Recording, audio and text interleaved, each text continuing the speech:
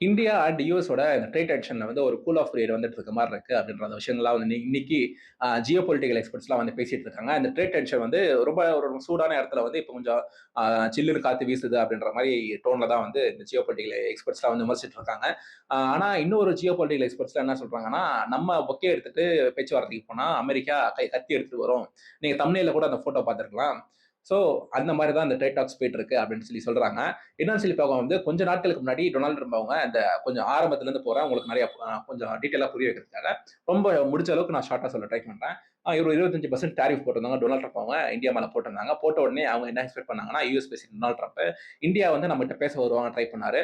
ஆனா ஒரு இன்னொரு கொஞ்ச நாட்களே வந்து இந்த யூஎஸ் இந்தியா வந்து நீங்க ரஷ்யா கிட்ட இருந்து க்ரூட் ஆயில்லாம் வாங்குறீங்க. அதனாலதான் வந்து அந்த ரஷ்யா வந்து நீங்க வாங்குற க்ரூட் ஆயில நீங்க டாலர்ஸ்ல வாங்குறீங்க. அந்த டாலர் வச்சுதான் அவங்க உலக சந்தையில போயிட்டு இந்த வெப்பன்ஸ் எல்லாம் வாங்கிட்டு உக்ரைனை தாக்கிட்டு இருக்காங்க அப்படின்ற மாதிரி சொல்லி விமர்சனம் செஞ்சுட்டு இன்னொரு 25% டாரிஃப் போட்டிருந்தாங்க. அது போன மாசம் அமலும் ஆயிடுச்சு. அதை நம்ம பார்த்திருந்தோம். அதன் தொடர்ச்சியா பாத்தீங்கன்னா நிறைய நாடு மேல வந்து அவர் டாரிஃப் கண்ணா பின்னான்னு போட்டுட்டு இருக்காரு. யூஎஸ் பிரசிடென்ட்டுக்குன்னு இருக்கிற அதிகாரத்தை வச்சு அவர் டாரிஃப் எல்லாம் போட்டுட்டு இருக்காருன்னு அங்க உள்ள சில நிறுவனங்கள்லாம் வந்து யூஎஸோட கோர்ட்ல போயிட்டு அதை அப்பீல் பண்ணியிருந்தாங்க அவரோட டாரிஃபை எதிர்த்து. ஸோ அந்த அப்பீல் பண்ணதுல வந்து யூஎஸோட ஒரு 11 ஜட்ஜு உள்ள ஒரு கோர்ட்ல வந்து என்ன சொல்லியிருந்தாங்கன்னா கடைசியா ஒரு அப்பீல் பண்றாங்க. அது இல்லீகல் சொல்லிடுறாங்க. நீங்க போட்டதெல்லாம் வந்து தப்பு இல்லீகல்ன்ற நீங்க போட்டதான் தப்புன்னு சொல்லிடுறாங்க. இன்னொரு அப்பீல் பண்ணி பண்றாங்க. அதுல வந்து 2 வாய்ப்பு இருக்கும். ஃபர்ஸ்ட் அப்பீல் பண்ணிடுறாங்க. அதுல வந்து வந்து ஒரு 11 நீதிபதிகள் இருந்ததுல 7 நீதிபதிகள் வந்து நீங்க போட்டது வந்து அன்ஃபேர் அப்படின்னு சொல்லிடுறாங்க. மீதி 4 நீதிபதிகள் வந்து வெவ்வேறு கருத்துக்கள் சொல்லிட்டு இல்ல நியூட்ரலா இருக்கும் இதுல நாங்க கருத்து இது வந்து நீங்க லீகல் தான் அப்படின்னு சொல்லிட்டு மீதி 4 பேர் சொல்லிடுவோம்.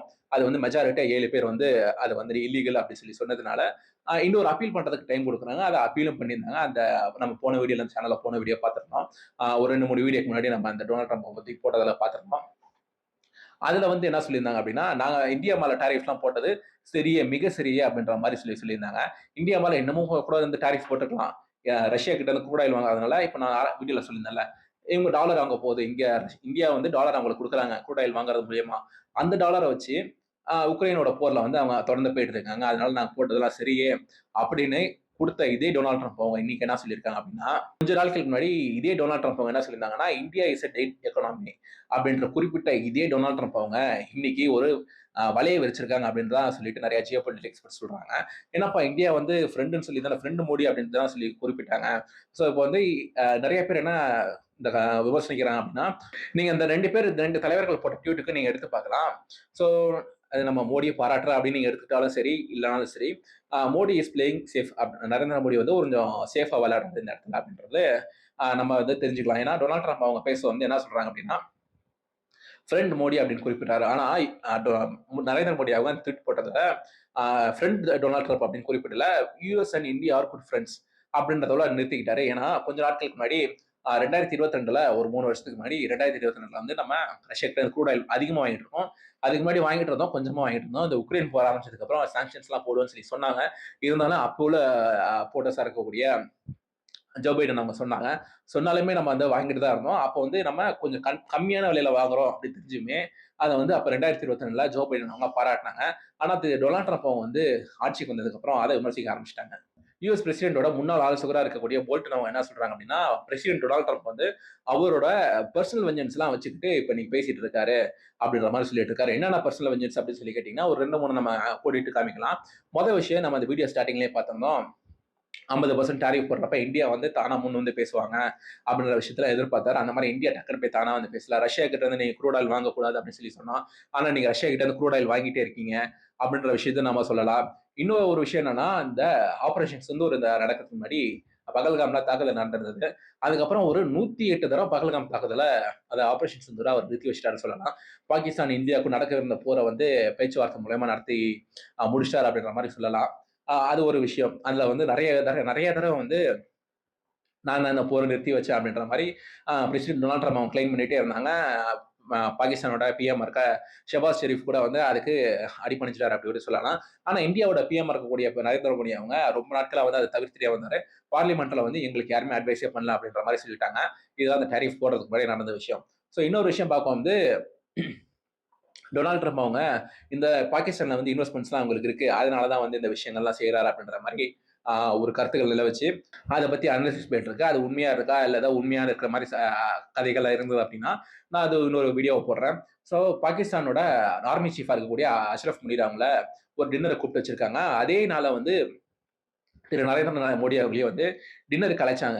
பிரசிடென்ட் அவங்க அழைச்சும் வந்து அதுக்கு அடுத்த நாளே வந்து அது அன்னைக்கு நைட்டே இந்தியா கிளம்பி வந்துட்டு அதுக்கு அடுத்த நாளே பீகார்ல போயிட்டு ஒரு அரசியல்வாதியா ஒரு அரசியல்வாதியா அரெஸ்ட் பண்ணியிருக்காரு.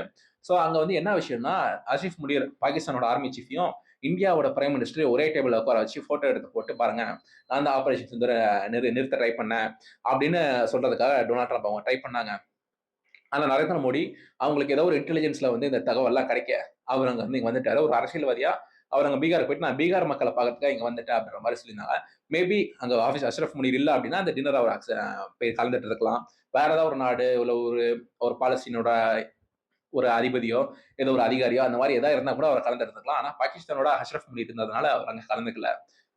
இதெல்லாம் செஞ்சுட்டு இருந்த டொனால்ட் ட்ரம்ப் இதெல்லாம் விட இந்தியாவுக்கு எதிராக இந்த மாதிரி விஷயங்கள்லாம் செஞ்ச டொனால்ட் ட்ரம்ப் அவங்க தான் இன்னைக்கு இந்த டேரிஃப் பேச்சுவார்த்தைக்கு முன்மொழிஞ்சு வந்திருக்காரு. இதுதான் நான் அந்த வீடியோ ஸ்டார்டிங்ல சொல்லியிருந்தேன்.